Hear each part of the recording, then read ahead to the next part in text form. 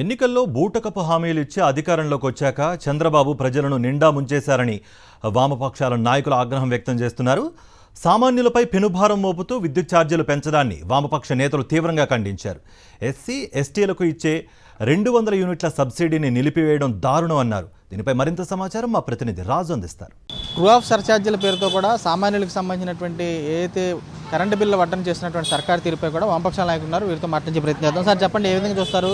SC ఎస్టీలకు సంబంధించినటువంటి subsidy మంగళం పాడేశారు, చూస్తే క్షేత్రస్థాయిలో ట్రూ ఆఫ్ సర్ఛార్జీల పేరుతో భారాలు మోపుతున్నారు. ఏ విధంగా చూస్తారు వీటిని?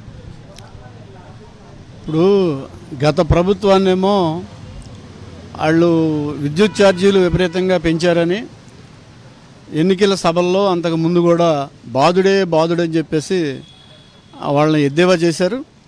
దాంతోపాటు మేము అధికారంలోకి వస్తే ఎట్టి పరిస్థితుల్లోనూ విద్యుత్ ఛార్జీలు పెంచమని చెప్పేసి ఈ రాష్ట్ర ప్రజలకి హామీ ఇచ్చారు.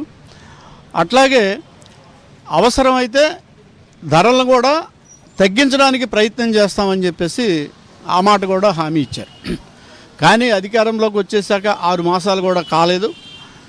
ఇప్పటికే ట్రూ ఛార్జెస్ పేరు కానీ లేదా అదనపు ఛార్జెస్ పేరుతో కానీ రకరకాల పేర్లతో ఇప్పటికీ 16,000 కోట్ల రూపాయలు ఆంధ్ర రాష్ట్ర ప్రజల మీద విద్యుత్ భారాలని కూటమి ప్రభుత్వం మోపింది. గత వైసీపీ ప్రభుత్వం ప్రవేశపెడితే మేము దాన్ని పెట్టాం, ఎక్కడ మీటర్లు పెడితే అక్కడ బద్దలు కొట్టండి అని చెప్పేసి నారా లోకేష్ గారు చెప్పారు. దాంతోపాటు చంద్రబాబు నాయుడు గారు కూడా మేము దాన్ని హర్షించమని చెప్పారు.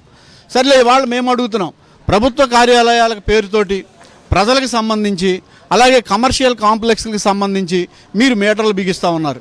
రేపో మాపో రైతుల దగ్గరకు కూడా వస్తారు.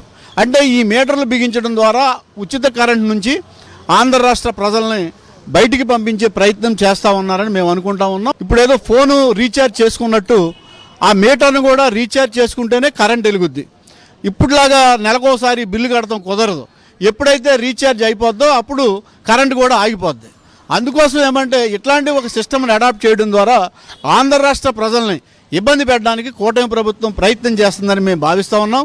అందుకోసం ఇటు మీటర్లు, విద్యుత్ ఛార్జీలు, అదనంగా మోపే భారాలు ఇవన్నీ కూడా ఖచ్చితంగా తగ్గించాలని చెప్పేసి డిమాండ్ చేస్తూ ఉన్నాం. చంద్రబాబు ఎన్నికల్లో ఇచ్చినటువంటి హామీలు కూడా మర్చిపోయి ఇప్పుడు సామాన్యులపై కూడా విద్యుత్ ఛార్జీల పేరుతో భారం మోపుతున్నారు. దీన్ని కూడా తాము తీవ్రంగా ఖండిస్తున్నామని చెప్పి వామపక్ష నాయకులు కూడా తక్షణ చేస్తున్న కనపడుతుంది. విజయ్ కుమార్ రాజు, సాక్షి, వేలూరు జిల్లా.